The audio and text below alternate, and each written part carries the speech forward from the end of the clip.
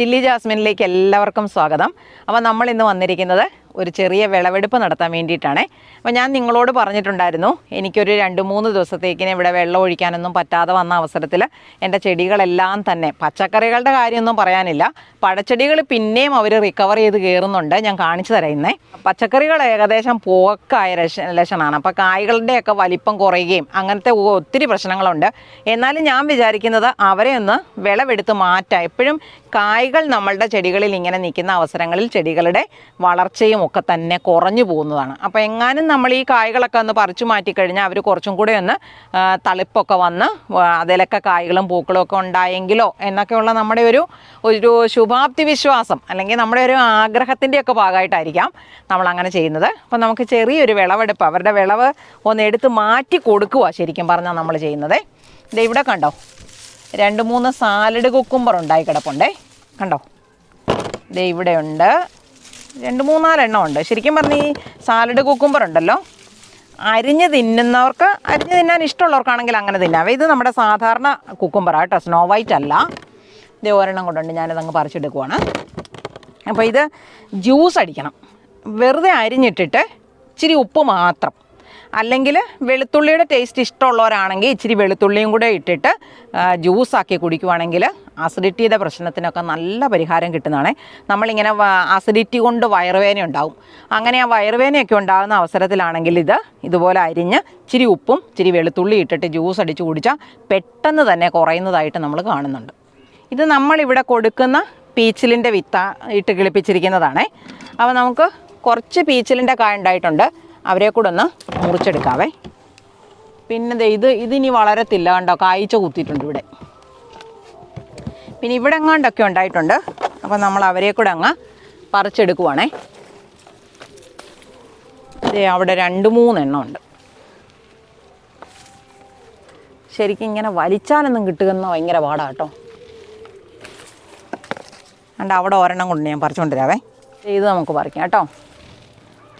നമുക്കിതേ ഇത്രയും കിട്ടിയിട്ടുണ്ട് കേട്ടോ. നമ്മൾ വെള്ളം ഒഴിക്കാതെയും ഒക്കെ പോയിട്ടും കണ്ടോ, നമുക്കിതേ ഇത്രയും വിളവാണ് കിട്ടിയിരിക്കുന്നത്. കണ്ടോ, നല്ല വലിപ്പമുള്ള പീച്ചിൽ തന്നെയാണ്.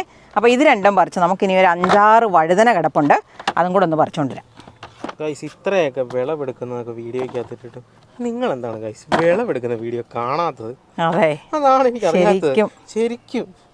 ഇത് നമുക്കിടെ ഒരു പടവലങ്ങയാണേ. ഇന്നിപ്പം ഞാൻ ഒരു പടവലങ്ങ ഇതിന് മുന്നേ പറിച്ചതാണ് തോരൻ വെച്ചിരിക്കുന്നത്. പടവലങ്ങ തോരൻ വെക്കാനായിട്ട് അറിയാൻ മേലാത്തവരൊന്നും ആരും കാണുകയില്ല. ശരിക്കും പറഞ്ഞാൽ ഇച്ചിരി നല്ല എളുപ്പമാണ് ഇത് ചെയ്യാനായിട്ട് കേട്ടോ. ഇത് അങ്ങോട്ട് കൂട്ടി പിടിച്ചിട്ട് കൊത്തി ചെറുതാക്കി അരിഞ്ഞെടുത്തോണം. എന്നിട്ട് ഇച്ചിരി തേങ്ങായും ഇച്ചിരി പച്ചമുളകും ജീരകവും ഉണ്ടെങ്കിലൊരു ഉള്ളി, ചിലരൊക്കെ വെളുത്തുള്ളി ചേർക്കാറുണ്ട്, ഞാൻ ചേർക്കാറില്ല, ജീരകമാണ് ചേർക്കുന്നത്. അതൊരൊറ്റ ചത മിക്സിക്കകത്ത് ഒരൊറ്റ കറക്ക് ഇറക്കിയാൽ മതി. എന്നിട്ട് എണ്ണയ്ക്കകത്തോട്ട് അതിടുക, ഈ കൊത്തി അരിഞ്ഞും കൂടി ഇടുക, ഇച്ചിരി ഉപ്പും ചേർക്കുക, തട്ടിപ്പൊത്തി വെക്കുക. ഒരു 5 മിനിറ്റ് കഴിയുമ്പോൾ ഒന്നും കൂടെ ഇളക്കി തട്ടിപ്പൊത്തി വെക്കുക. തോരൻ റെഡി. നല്ല എളുപ്പത്തിലുള്ള പരിപാടിയാണ്. ഇതാണ് വളവും കീടനാശിനിയും ഒന്നും ഇല്ലാത്ത നല്ല സൂപ്പർ സാധനമാണ്. കൃഷി ചെയ്യാൻ മടി പിടിച്ചിരിക്കുന്നവർ മടി പിടിച്ചിരുന്നിട്ട് കാര്യമില്ല. നമ്മളിപ്പം ചിലപ്പോൾ പറയും 10 രൂപ കൊടുത്താൽ അല്ലെങ്കിൽ 20 രൂപ കൊടുത്താൽ നമുക്ക് പടവലങ്ങ കിട്ടും, പിന്നെ എന്തിനാണ് നമ്മൾ ഈ ചെയ്യുന്നതെന്ന്. ഇത് ചെയ്യുന്നത് വഴി നമുക്ക് ഈ 10 രൂപയുടെ പടവലങ്ങയുടെ മാത്രം ഗുണമല്ല, നമ്മളിതിൻ്റെ പുറകെ അങ്ങോട്ടും ഇങ്ങോട്ടും ഒക്കെ നോക്കി നടക്കേണ്ടി വരും. അത് ചെയ്തു കൊടുക്കണം, ഇത് ചെയ്തു കൊടുക്കണം, അതൊക്കെ നമ്മുടെ ദേഹത്തിന് നല്ലൊരു എക്സർസൈസാണ്. അതുകൂടാതെ ഇവരുടെ വളർച്ചയും ബാക്കി കാര്യങ്ങളെന്ന് പറയുന്നത് നമ്മളുടെ മനസ്സിന് ഭയങ്കര സന്തോഷം ഉണ്ടാക്കി തരുന്നതാണ്. ഇതൊന്നും 20 രൂപയുടെ പച്ചക്കറി വഴിയിൽ നിന്ന് മേടിച്ചുകൊണ്ട് പോകുന്നവന് കിട്ടത്തില്ല. ഇത് കണ്ടോ, നമ്മൾ നടാനായിട്ടാണ് എടുത്തു വെച്ചിരുന്ന വയലറ്റ് കാച്ചിലാണേ. ഇത് നമുക്ക് താഴെ വേണം നടാൻ. അന്ന് നമ്മൾ നട്ട കാച്ചിൽ കണ്ടോ, ഇതേ കിളുത്ത് കയറി ഇവിടം വരെ വന്നിട്ടുണ്ട് കേട്ടോ. ഇതിപ്പം കാച്ചിൽ ഇതിൻ്റെ ചോട്ടിൽ ഉണ്ടാകുമെന്നൊന്നും എനിക്കറിയത്തില്ല, കാരണം തീരെ കനം കുറഞ്ഞാൽ, നിങ്ങൾ അന്നത്തെ എൻ്റെ കാച്ചിൽ നടുന്ന വീഡിയോ കണ്ടിട്ടുള്ളവരാണെങ്കിൽ അറിയാം. നമ്മൾ കാച്ചിലെടുത്തതിന് ശേഷം അതിൻ്റെ ചോട്ടിലൊരു 1 ഇഞ്ച് നീളത്തിൽ, അത്രയും നീളം ഉണ്ടായിരുന്നുള്ളൂ. അതിന് ചെറിയ മുള വരുന്നുണ്ടായിരുന്നു, അതുകൊണ്ട് ഞാൻ ഇതിനകത്ത് കുഴിച്ചു വെച്ചതാണ്. അപ്പം നമുക്ക് ഈ അത്യാവശ്യം ചെയ്യേണ്ട രീതികളിലൊക്കെയാണ് ചെയ്തിരിക്കുന്നത്. ഇതിൻ്റെ ചോട്ടിൽ എന്തെങ്കിലും ഉണ്ടാകുമോ, അല്ലെങ്കിൽ ഒരു 1/4 കിലോ എങ്കിലും ഉണ്ടായി കിട്ടുമോ, അതൊക്കെ നമുക്ക് വിളവെടുക്കുമ്പം കാണാം കേട്ടോ. ഇനി ഇത് കുറച്ച് വളർന്നതിന് ശേഷം ഒരു 1-1.5 മാസം ആയതിനു ശേഷം ഇവർക്ക് വളം കൊടുത്താൽ മതി. അപ്പം വളം കൊടുക്കുമ്പോൾ ഞാൻ നിങ്ങളെ അത് കാണിച്ചും തരാം. ഇവിടെ നമുക്കിതേ ഒരു 2-3 ചോട്, ഒരു 3-4 ചോട് വഴുതനയുണ്ട് കേട്ടോ. അപ്പം എന്ത് ചെയ്യുക, അന്നത്തെ സമയം കഴിഞ്ഞിട്ട് ഞാൻ പിന്നെ ഒന്നും വിളവെടുക്കാനും പറ്റാഞ്ഞ കാരണം ഇത് കണ്ടോ, ഇത് കിടന്നിട്ട് പഴുത്തു പോയിട്ടുണ്ട്. പക്ഷേ അതിൻ്റെ കൂടെ ഇവിടെ വേറെ നല്ല വഴുതനങ്ങ കിടപ്പുണ്ട്. ഈ വഴുതനങ്ങ വെച്ചിട്ട് നമുക്ക് സൂപ്പർ കറികളൊക്കെ ഉണ്ടാക്കാം. ചില ആളുകൾക്ക്, ഞാനൊക്കെ ആണെങ്കിലും ചെറുതായിരുന്ന സമയത്ത് എനിക്കിതൊന്നും ഇഷ്ടമായിരുന്നില്ല. പക്ഷേ ഇതിപ്പം നമ്മുടെ വീട്ടിലെ വഴുതനങ്ങ അരിഞ്ഞ് തോരൻ വെക്കുമ്പോഴും കറി വെക്കുമ്പോഴും ഒക്കെ ഉണ്ടല്ലോ, നല്ല ടേസ്റ്റ് ഉണ്ട് അതിന്. ഈ വഴുതനങ്ങ വെച്ചിട്ട് ഒരു കറി വെക്കണമെന്ന് ഞാൻ ആഗ്രഹിക്കുന്നുണ്ട്. അപ്പം നിങ്ങൾക്ക് ഈ വഴുതനങ്ങ ഉപയോഗിച്ച് കറി വെക്കാൻ ഏതൊക്കെ തരത്തിലുള്ള കറികളാണ് നിങ്ങൾ വെക്കുന്നത്, അല്ലെങ്കിൽ എങ്ങനെ കറി വെച്ചപ്പോഴാണ് നിങ്ങൾക്ക് ഇതിനെ കൂടുതൽ ഇഷ്ടമായിട്ട് തോന്നിയത്, അങ്ങനെയുള്ള കറികളുടെ റെസിപ്പി വല്ലതും ഉണ്ടെങ്കിൽ എനിക്കൊന്ന് അയച്ചു തരണേ, എനിക്കും കൂടെ വെച്ച് നോക്കാനാണ്. അപ്പം ഞാൻ ഇതുപോലെ കുറച്ച് വയലറ്റ് വഴുതനയാണ്, ആ വഴുതന ഞാനിങ്ങോട്ട് പറിച്ചെടുത്ത് വെക്കുവാണേ. അപ്പം അല്ലെങ്കിൽ ഇതിവിടെ കിടന്നിട്ട് കണ്ടമാനം വിളഞ്ഞു പോകും. അപ്പോൾ ഞാൻ മുഴുവനെ പറിച്ചെടുക്കുവാണ്. ഇനി പൂവിട്ടിട്ട് ഇവരുണ്ടാകട്ടെ അല്ലേ, അല്ലെങ്കിൽ ഇവരെ മടിയന്മാരായി പോവും. ഇവിടെയൊക്കെ പൂവിട്ട് ഉണ്ടായി തുടങ്ങുന്നുണ്ട് കേട്ടോ, ചെറിയ ചെടിയാണ്. പിന്നെ ഇവിടെ ഒരു മത്തങ്ങ കിടക്കുന്നുണ്ട് കേട്ടോ, അല്ല ഇങ്ങനെ കാണിക്കാം. ഇവിടെ ഒരു മത്തങ്ങയുണ്ടേ കണ്ടോ, ആ ചെറിയ മത്തങ്ങയാണ്. അപ്പോൾ നമുക്കിത് അതൊന്ന് ഒടിച്ചെടുത്തേക്കാം. ഒടിഞ്ഞു പോയിട്ടുണ്ടായിരുന്നു, ഞാനിത് ഇങ്ങോട്ട് മുറിച്ചെടുത്തതാണ്. ഇപ്പോൾ അത്യാവശ്യം നമ്മളൊരു ഇത്രയും വിളവെടുത്തിരിക്കുന്നത്. ഇനിയത്തെ നമ്മുടെ പണി എന്ന് പറയുന്നത്, നമ്മളിപ്പം വിളവെടുപ്പൊക്കെ കണ്ടിട്ട് നിങ്ങൾ മടുത്തു പോയിട്ടുണ്ടെങ്കിൽ കണ്ണിന് കുളിർമ കിട്ടാനായിട്ട് ഒരു കിടിലൻ വ്യൂ ഞാൻ കാണിച്ചു തരാം. ഇഷ്ടപ്പെടുവാണെങ്കിൽ ഇനി വീണ്ടും ആ വീഡിയോ കാണിക്കണം, അല്ലെങ്കിൽ അത്തരത്തിലുള്ളതൊക്കെ കാണാൻ ആഗ്രഹമുണ്ടെങ്കിൽ നിങ്ങൾ എനിക്കൊരു കമൻ്റ് ഇടാനും മറന്നു പോകരുതേ. അപ്പോൾ നമുക്ക് അങ്ങോട്ട് പോകാമേ. ഇത്രയും സാധനം എടുത്തിട്ടുണ്ട്. ഇത് നമ്മുടെ ബ്രസീലിയൻ മൽബറിയാണേ. അത് ആ ഉണക്ക് പിടിച്ചു എന്ന് പറഞ്ഞ് ഞാൻ നിങ്ങളോട് സങ്കടപ്പെട്ട് പറഞ്ഞപ്പോൾ എന്നോട് ആരോ വീഡിയോയിൽ പറയുന്നുണ്ടായിരുന്നു, അതിന് സങ്കടപ്പെടേണ്ട, ഇല പോയിടത്തെല്ലാം കായ്കൾ വരുമെന്ന് കേട്ടോ.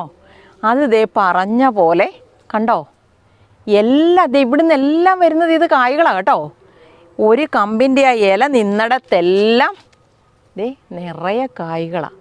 ഉർവശി ശാപം ഉപകാരം എന്ന് നമ്മൾ പറഞ്ഞേ കേട്ടിട്ടുള്ളൂ കേട്ടോ. ഇതിപ്പോൾ ഉർവശി ശാപം ഉപകാരമായ പോലാണ് നമ്മൾ കാണുന്നത്. സൂപ്പറല്ലേ. ടെറസിലെ വിളവെടുപ്പ് കഴിഞ്ഞപ്പോഴാണ് കുറച്ച് ഇഞ്ചി കണ്ടോ മുളച്ച് കിടപ്പുണ്ട്.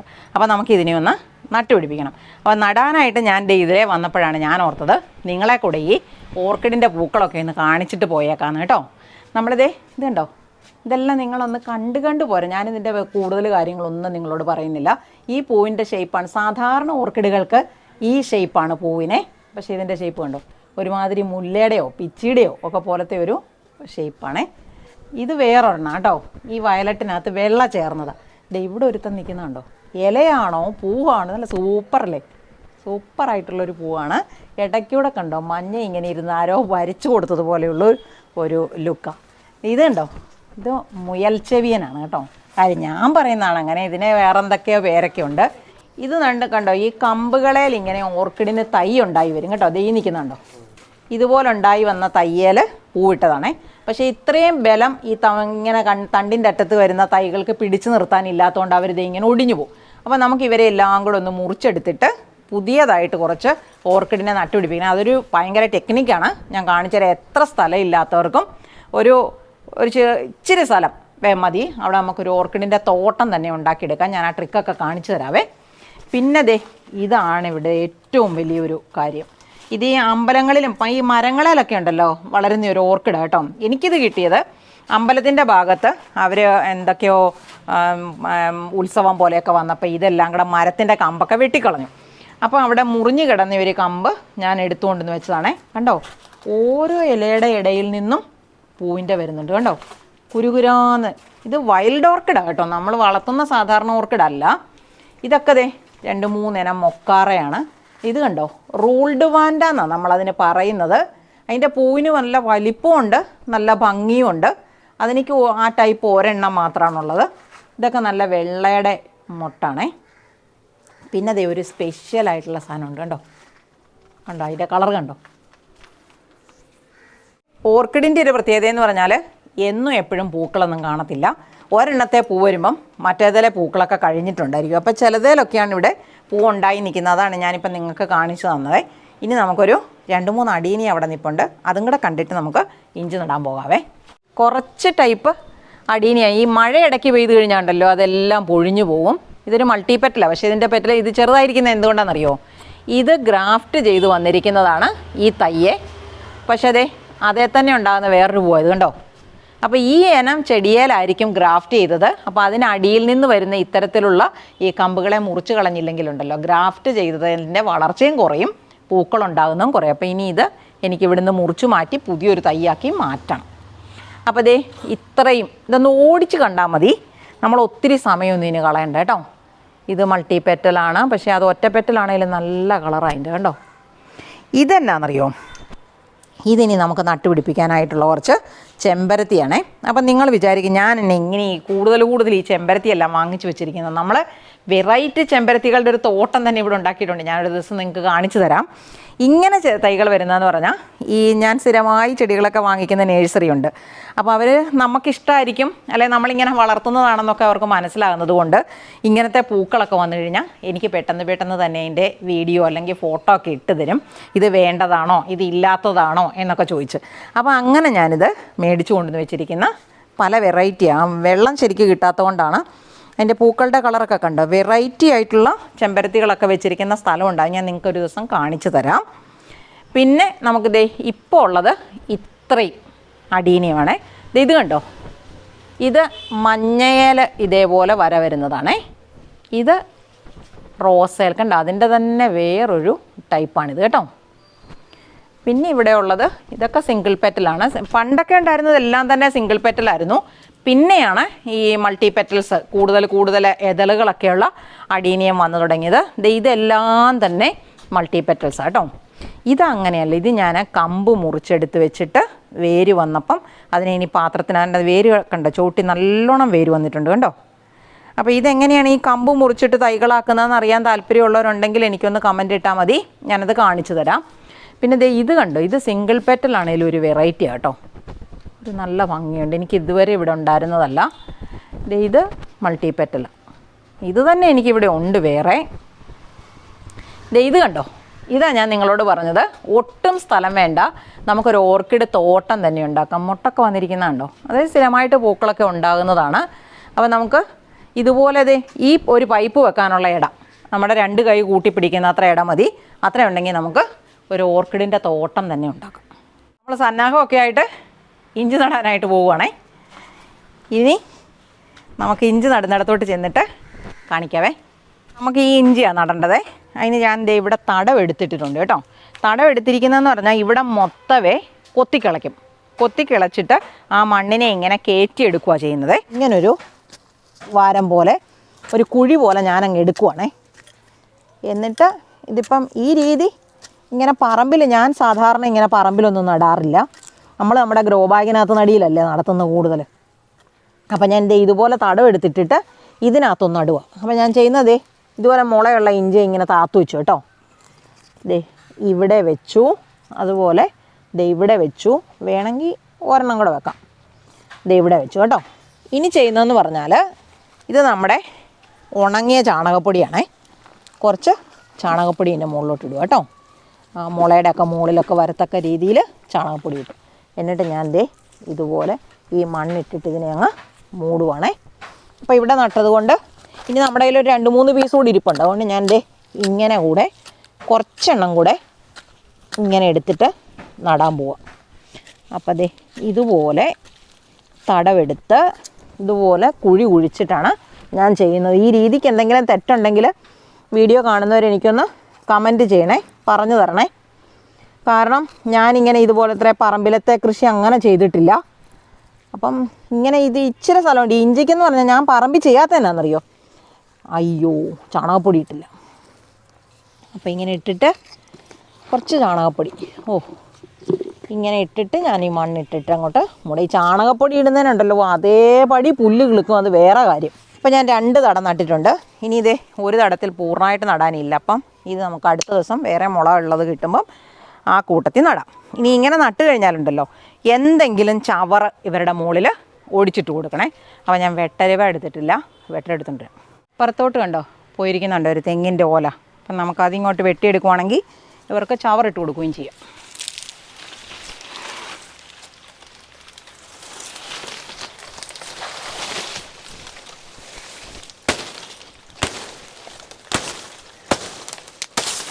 കണ്ടോ? ഇതിനി വെട്ടുകയോ അല്ലെങ്കിൽ ഒടിക്കുകയോ ചെയ്താൽ മതി. രണ്ടാക്കിയിട്ട് നമുക്ക് അവിടെ കൊണ്ടിടാം. ബാ, നമുക്ക് ദേ ഇതിനെ ഒന്ന് ചെറുതായിട്ട് മുറിച്ചെടുക്കാവേ. ഇനി നമുക്ക് ദേ ഇതിൻ്റെ മുകളിലോട്ട് വെറുതെ ഇതങ്ങ് ഇട്ട് കൊടുത്താൽ മതി കേട്ടോ. അപ്പോൾ ഒരു തണലായിട്ട് ഒരു ചവറായിട്ട് അവരവിടെ കിടക്കുകയും ചെയ്യും. നമ്മളിതേ മുളച്ച ഇഞ്ചിയൊക്കെ നട്ടു. ഇനി ഇവരിവിടെ കിളുത്ത് വരട്ടെ. നമ്മൾ ചെടിയും പൂക്കളും ഒക്കെ കണ്ടായിരുന്നു. അപ്പോൾ ഇന്നത്തെ വീഡിയോ ഞാനിവിടെ അവസാനിപ്പിക്കുവാണ്. ഇതേപോലെ ഉപകാരപ്രദമായ മറ്റൊരു വീഡിയോയുമായി നമുക്ക് അടുത്ത ദിവസം വീണ്ടും കാണാം.